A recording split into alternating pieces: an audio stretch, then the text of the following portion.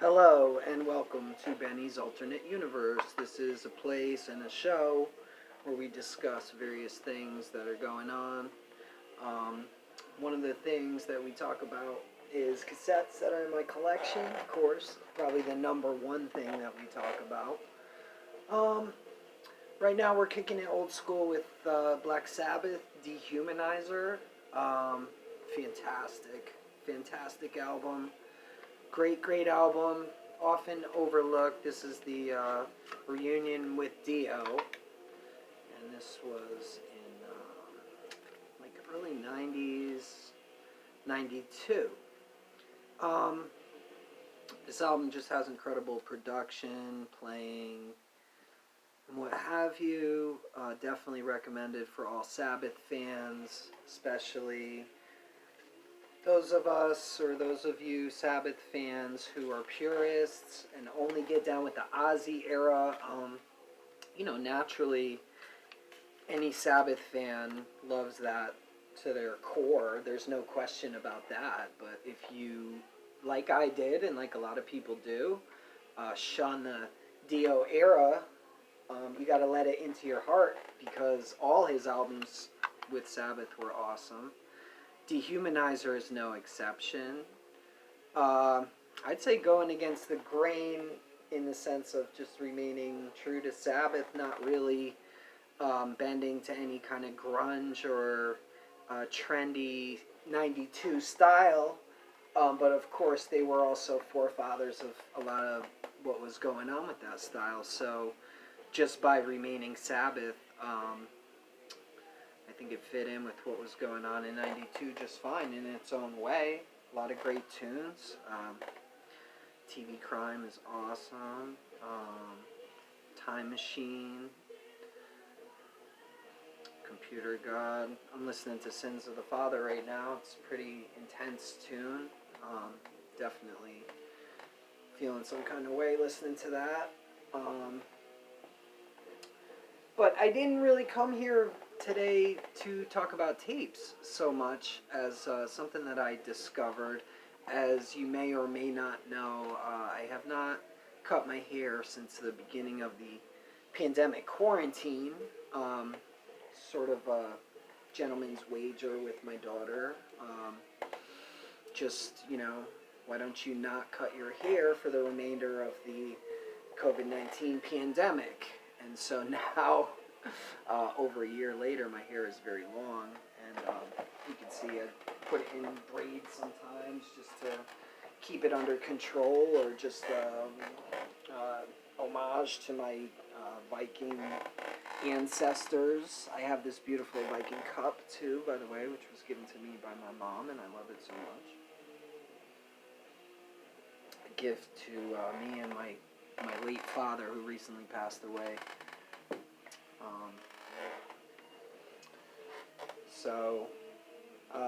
But without any further ado, my hair is getting longer and longer, and of course I like to play with it, and I like to, do different styles with it, and I am bald as well, so it's what's known as a skullet kind of hairstyle, bald on top and long in the back.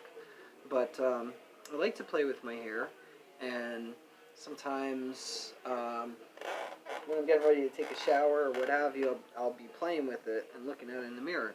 And I discovered something that was very disturbing and amusing, and I'm going to try and recreate it, and I hope I'm able to. It was pretty simple the first time, but this, I just want to kind of emphasize that this wasn't something I was aiming for, or something that I, set out to achieve when I started growing my hair. I just kind of looked at it and I was like, is that how it's done? And I think, sure enough, now you have to imagine if I had styling, products, or if I had blow dryers, and of course a team of hairstylists. I do have my comb here, but before I start to play with the comb, because that might mess it up, I just want to say I think I have unlocked the secret of Donald Trump's hair. I think I got it now. No, this is not a style that I'm planning to rock out. I just wanted to share this with everybody because I thought it was so funny and so just ridiculous, you know. So, see if I comb it, it's going to get messed up. I think what he may do, no, that's pretty good. It's pretty good Trump early 2000s hair, maybe. I don't know. I think what he may do is grow out one side so it's ridiculously long, like Nelson length, and then just have a whole lot to swirl around. But if you look at it right there, I would say this is the secret of Trump's hair. Pretty much got it worked out. As you saw, I was bald.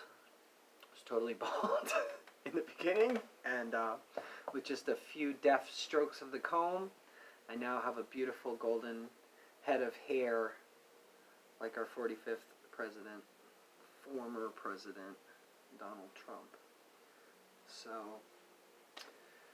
thank you for spending this little bit of time with me, this period of time. Of course, high praise to Black Sabbath's Dehumanizer. Let's dig in a little bit, because this album is so great, and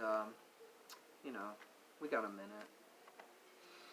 I want to see who produced this, because the production is gorgeous.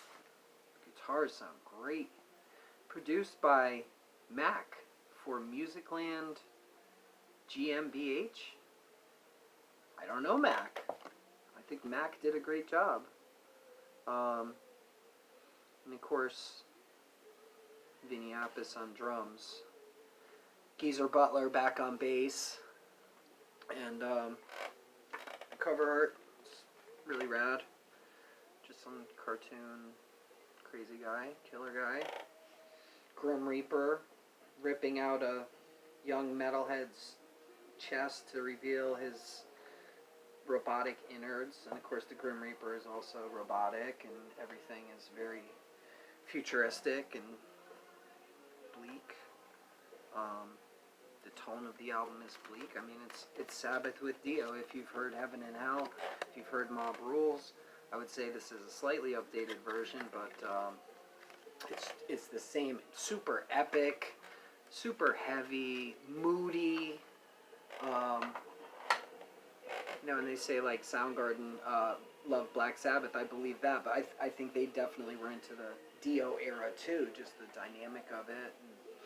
And, totally rad. So definitely would give that $10, and definitely fix my hairstyle. Go back to the Benny hairstyle, whatever that is. Not the Trump hairstyle. I just love that damn Trump hairstyle. Thank you, and peace be with you. We'll see you again soon on Benny's Alternate Universe.